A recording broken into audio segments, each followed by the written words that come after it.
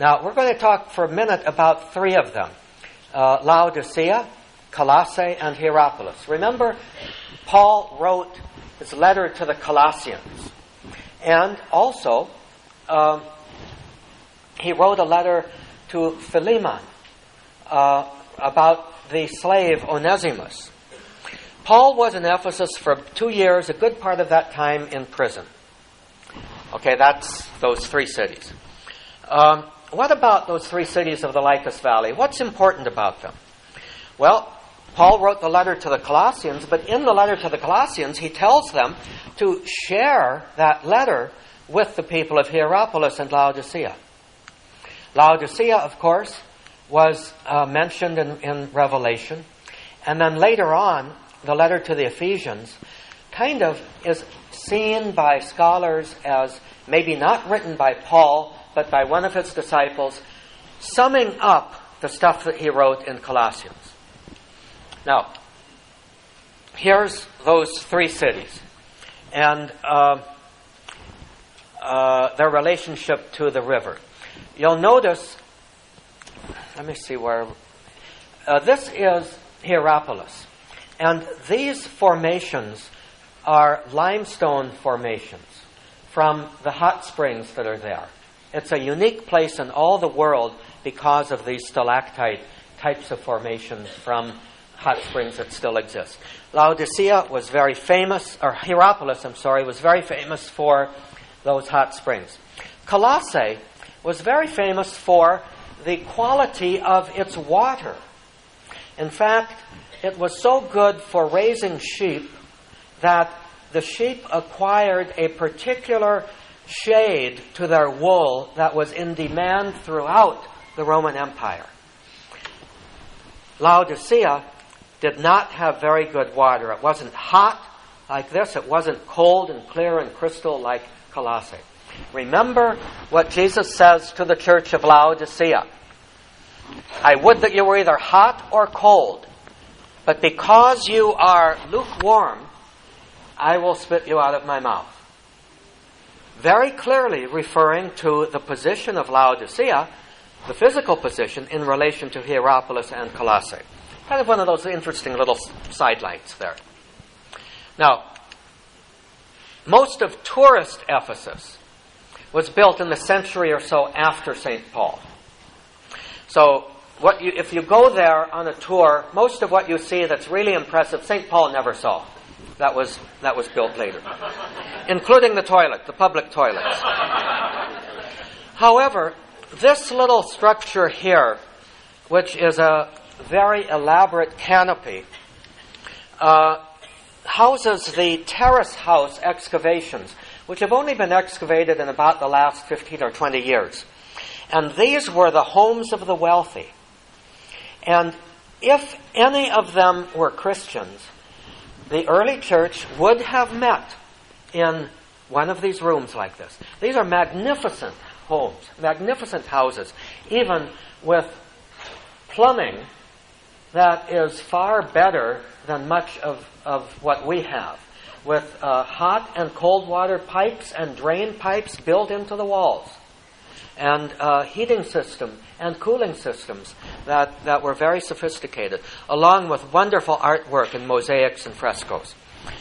It's not impossible that in one of these rooms, in one of these homes here, Christian community may have met. Now, about 20-minute hike from up the mountain from the terrace houses is a relatively newly discovered grotto or cave of St. Paul. It's not open to tourists. We, on our pilgrimage, got special permission to visit there. And it was very striking, as you'll see. So after about a 20-minute hike, in fact, you can pick that up on my video, my own breathing.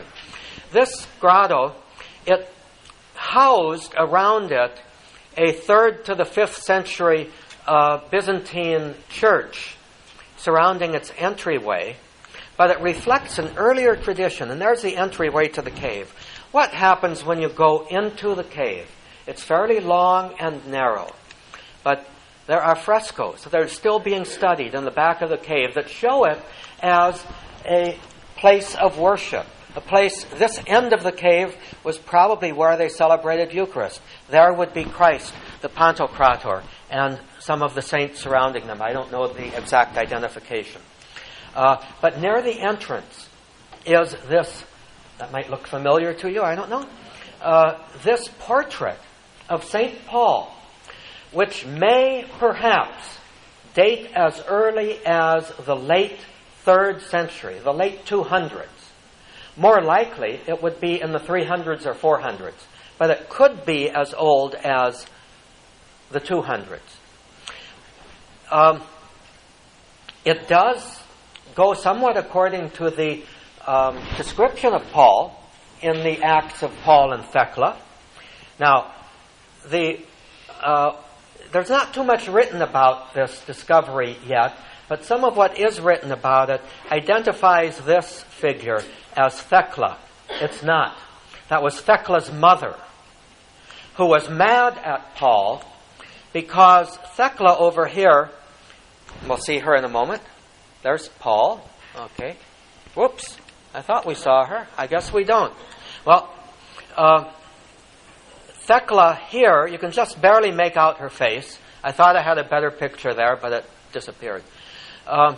Is listening to St. Paul, and she was engaged to be married. And because, according to the story in the Acts of Paul and Thecla, because of his preaching, she decided to devote herself to Christ and take a vow of virginity, which of course made her fiancé very unhappy, who went to her mother and said, "Straighten this gal out." So she comes and is shaking her finger at Paul, just like Paul is preaching with authority there. Now, you'll find links to this discovery, a lot more information about it. It will be on my website by the time you get home from this Congress. So here we have the picture that we started with. Here's our group. Say hello to the nice people. And here is the last slide that I will just leave up if you want to copy. If you want my notes, copy my email address up here, or copy the website, which is on Blogspot, twelbers.blogspot.com, thomas.welbers@gmail.com. And these are the 4 books that I recommend. 3 by Murphy O'Connor and 1 by Bargel Pixner. And hopefully some of those are available here.